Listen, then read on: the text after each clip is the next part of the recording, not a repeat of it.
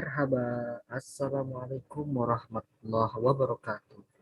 Kembali lagi bersama Sultan Abad Hoja di konten edukasi belajar bahasa Turki. Teman-teman semuanya, kita kali ini akan membahas tentang angka tingkatan dalam bahasa Turki, atau kalau dalam bahasa Inggris kita bisa sebutnya ordinal number. Cuman dalam bahasa Turki disebut dengan materi seralama. Nah, kita perlu ketahui di legisinya atau mata rumus imbuhannya, kita menggunakan 4 rumus imbuhan, yaitu ence, inji, unju, inju. Ini maksudnya bagaimana, Uja? Jadi keempat imbuhan ini ditambahkan di akhir kata ketika kita membuat angka, ya. Tetapi kita perlu melihat ketentuannya. Jadi di sini bila mana di sebuah kata itu ada huruf A atau huruf E, maka dia bakal ditambahkan enje. Kalau ada E atau I, maka ditambahkan inji. Dan kalau ada O atau U, ditambahkan unju. Atau E atau U yang berarti dua, bakal ditambahkan unju. Seperti itu. Nah, contohnya bagaimana? Di sini kita langsung kasih contoh ke 1 sampai ke 10. Jadi seralama ini fungsinya untuk menyatakan untuk angka, ya. Dia seperti ke satu, kedua, ketiga, keempat, dan seterusnya. Bagaimana dari ke satu sampai ke 10? Mari kita hafalkan satu persatu. Ke satu birinci. Kenapa ditambah inji? Karena di kata bir ada huruf i, di mana kalau sesuai dengan ketentuan atau i, dia bakal ditambah inji di akhirnya. Jadi kalau kita ingin menyebutkan ke satu, maka kalimatnya katanya menjadi birinji, ya. Kemudian kedua ikinji, ketiga uchunju, keempat dördüncü, kelima beşinci, keenam altıncı, ketujuh yedinci, kedelapan sekizinci, kesembilan dokuzunju, ke-10 onunju. Teman-teman perlu kita ketahui di sini bahwasanya untuk angka 4 berubah dari yang tadinya huruf T menjadi huruf D. Kenapa?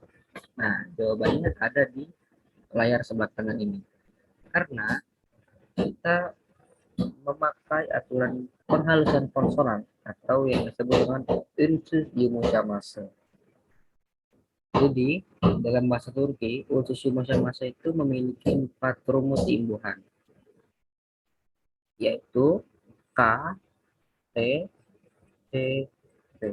Atau kita bisa sebut dengan huruf kecap.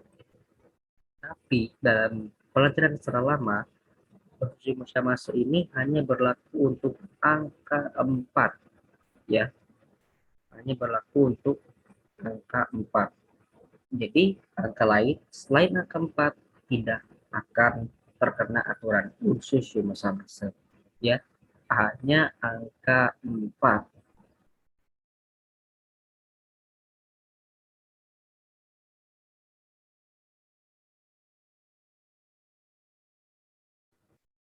Setelah itu, kita bisa mengetahui kenapa alasan dari Dorunju ini memakai huruf D.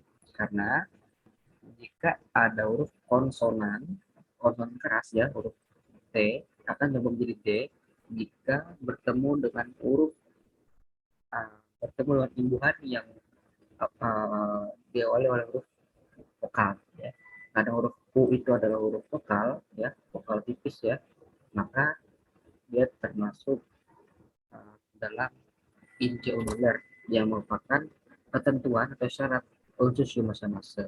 Jadi penghalusan konsonan terjadi jika ada imbuhan yang memiliki awalan vokal seperti itu. Oke, bagaimana teman-teman? Apakah sampai sini sudah paham? Jika sudah paham, mari kita lanjutkan ke tahap berikutnya atau kita langsung ke masuk contoh-contoh dalam kalimat. Nah, kita akan buat beberapa kalimat. Kita akan buat 3 kalimat. 1, 2, 3. Oke. Misalkan kita akan buat uh, kalimat kata ya. Kalau kalimat belum memenuhi SOP. Ini masuknya ke frasa atau kata biasanya. Ke 29. Ini bahasa Turkinya bagaimana? Ya, kita masukkan dulu angka 2-nya, yaitu 20. Kemudian 9-nya 20. 20 ada huruf O atau U, maka vokal akhirnya itu kan ada huruf U ya. Kita menggunakan ketentuan O atau U yang bakal ditambah unju. Betul sekali. Jadinya 20 unju ke 29.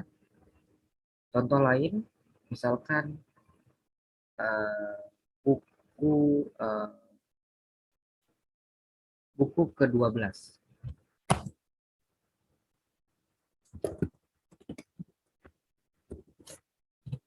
Berarti bagaimana kalau kita ingin mengatakan buku ke-12? Kita tulis dulu ke-12-nya baru buku ya. 12 itu apa? On iki. Karena kalau sudah ada kata iki, berarti kita sudah menemukan vokal asalnya itu ya i, berarti ditambah inji kayak gitu ya. On ikinji, kitab. Jadi bahasa Turki dari buku itu adalah kitab. Buku ke-12 on ikinci kitab. Dan kita masuk ke contoh yang terakhir, misalkan semangka. Semangka itu adalah karpus ya. Kita buat semangka ke 100. Berarti bagaimana? Masukkan dulu ke 100-nya baru semangkanya. 100 berapa? 100 itu adalah use. Kalau sudah ada huruf U atau vokal terakhirnya adalah U, maka kita pakai unju ya. Atau U bakal tambah unju yang bertitik 2. Jadinya yüzüncü karpuz. Tamam. Böyle arkadaşlar. Seperti ini. Çok güzel, çok iyi. Dan pasnya teman-teman tidak melakukan kesalahan ya. Kalau dalam membuat kalimat, kita sudah mengetahui imbuhannya yang berjumlah 4 tadi. Enje, inji, unju, dan unju. Tamam arkadaşlar. Sampai sini. Bila ada pertanyaan, silakan tulis di kolom komentar. Semoga bermanfaat dan wassalamualaikum warahmatullahi wabarakatuh. Görüşürüz.